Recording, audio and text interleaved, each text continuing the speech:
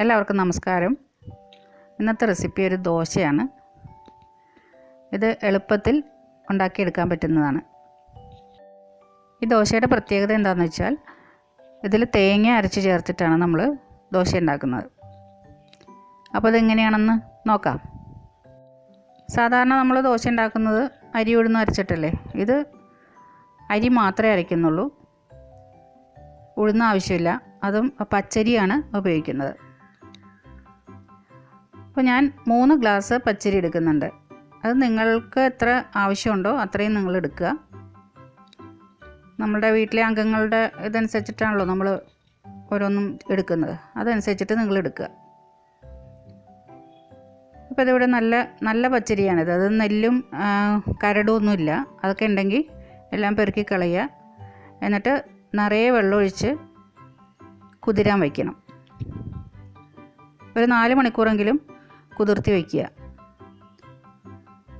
എല്ലാ പച്ചരിക്കും അത്രയും സമയം വേണ്ടി വരുമെന്ന് തോന്നുന്നില്ല. അത് നിങ്ങൾക്കറിയാമല്ലോ, നിങ്ങൾ ഉപയോഗിക്കുന്ന പച്ചരി എങ്ങനത്തെയാണോ അതനുസരിച്ചിട്ട് കുതിർത്തിയെടുക്കുക. ഇതിവിടെ 4 മണിക്കൂർ കുതിർത്തി അത് ഊറ്റിയെടുത്തിരിക്കുന്നതാണ്. അരി ഇതുപോലെ പ്രസ് ചെയ്ത് നോക്കുമ്പോൾ പെട്ടെന്ന് പൊടിഞ്ഞു പോകുന്നുണ്ടെങ്കിൽ അത് നന്നായിട്ട് കുതിർന്നു എന്നാണ് അർത്ഥം. അപ്പോൾ അതുകൊണ്ട് നിങ്ങളെടുക്കുന്ന പച്ചരി ഒരു 2.5 മണിക്കൂർ 3 മണിക്കൂറൊക്കെ എത്തുമ്പോഴത്തേക്കും ഇതുപോലെ നോക്കുക. അതുപോലെ പൊടിഞ്ഞു പോകുന്നുണ്ടെങ്കിൽ അത്രയും കുതിർത്താൽ മതി. ഇനി തേങ്ങയാണ് ആവശ്യം. 3 ഗ്ലാസ് അരി എടുത്ത് വയ്ക്കുമ്പോൾ അതിന് ഒരു 2 ഗ്ലാസ് തേങ്ങ ഞാൻ എടുത്തിട്ടുണ്ട്.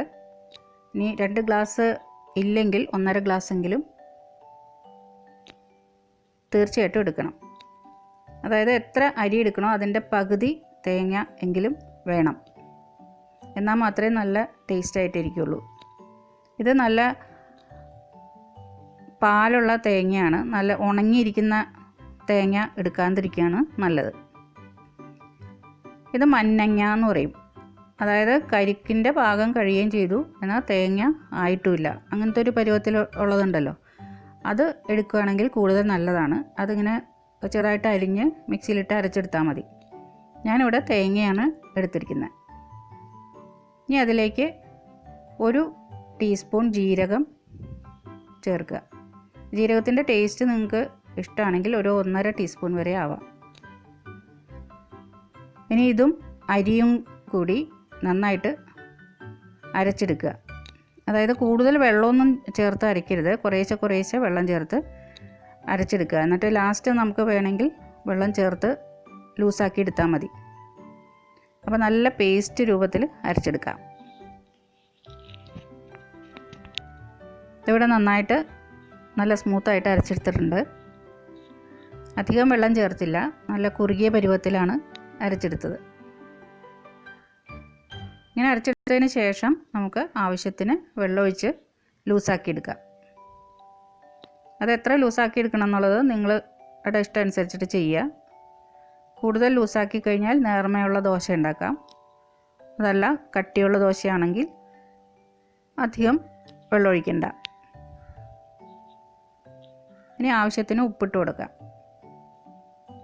ഇത് മറ്റ് അരി ഉഴുന്ന് അരച്ചുണ്ടാക്കുന്ന ദോശമാവിലേക്ക് ഇടുന്ന പോലെ അധികം ഉപ്പിടേണ്ട ആവശ്യമില്ല.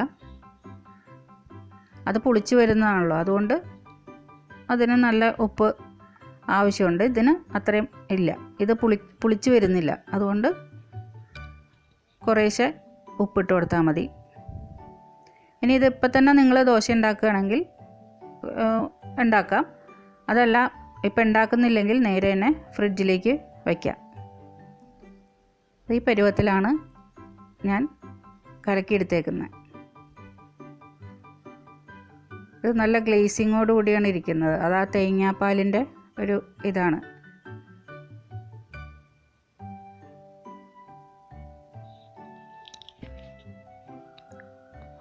അപ്പോൾ തീ കത്തിച്ചൊരു ദോശക്കല്ല് അടുപ്പത്ത് വെച്ച് ചൂടാക്കാം.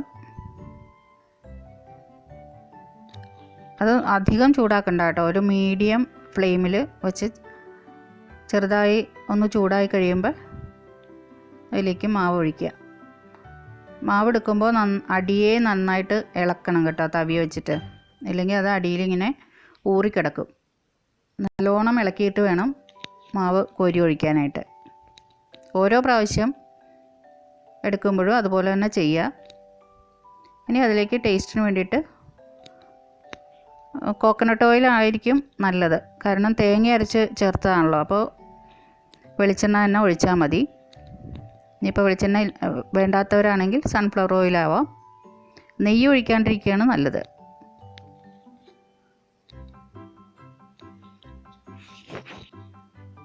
ഇതേ അരികൊക്കെ ഇങ്ങനെ പൊങ്ങി വന്നിട്ടുണ്ട്. അത് നോൺ സ്റ്റിക്ക് ആയതുകൊണ്ടാണ് ഇങ്ങനെ വരുന്നത് കേട്ടോ. ഇത് മറ്റേ ദോശയുടെ അത്രയും നേരം ഇടേണ്ട ആവശ്യമില്ല, പെട്ടെന്ന് തന്നെ റെഡിയായി കിട്ടും. കല്ലിലുണ്ടാക്കുവാണെങ്കിലും നന്നായിട്ട് തന്നെ കിട്ടും. നോൺ സ്റ്റിക്ക് തന്നെ വേണമെന്നൊന്നുമില്ല. ഫ്ലെയിം എപ്പോഴും മീഡിയത്തിൽ വയ്ക്കാൻ ശ്രദ്ധിക്കണം. മീഡിയം ടു ലോ ആ ഒരു ഇതിൽ വെച്ചാൽ മതി. ഇനി 2-3 പ്രാവശ്യം തിരിച്ചും മറിച്ച് വിട്ടിട്ട് വേവിച്ചെടുക്കുക. ഫ്ലെയിം കൂട്ടിയും കുറച്ചും വെച്ച് ഒരു ലൈറ്റ് ഗോൾഡൻ കളർ ആവണയിടം വരെ അത് വേവിച്ചെടുക്കണം. അത് ഓരോരുത്തരുടെ ഫ്ലെയിം അനുസരിച്ചിട്ട് ചെയ്തെടുത്താൽ മതി. ചെറിയ ഫ്ലെയിം ബർണറിലാണ് വെച്ചേക്കണമെങ്കിൽ മീഡിയത്തിൽ തന്നെ വയ്ക്കുക. അങ്ങനെ നിങ്ങൾക്കറിയാമല്ലോ എങ്ങനെയാണെന്ന്. ഇതിപ്പോൾ ചൂട് കൂടിപ്പോയി, അതുകൊണ്ട് പരത്താൻ പറ്റില്ല. അപ്പോൾ അത് എപ്പോഴും ശ്രദ്ധിക്കണം. ചൂട് അധികം ആവരുത്. ചൂട് അധികമായി കഴിഞ്ഞാൽ ഓഫ് ചെയ്തിട്ടിട്ട് വേണം അടുത്തത് പരത്താനായിട്ട്. സ്വാദിഷ്ടമായിട്ടുള്ള ദോശ തയ്യാറായിട്ടുണ്ട്. ഇത് തേങ്ങാ ചമ്മന്തിയും ഉള്ളിച്ചമ്മന്തിയുടെയൊക്കെ കൂടെ കഴിക്കാൻ നല്ല ടേസ്റ്റാണ്.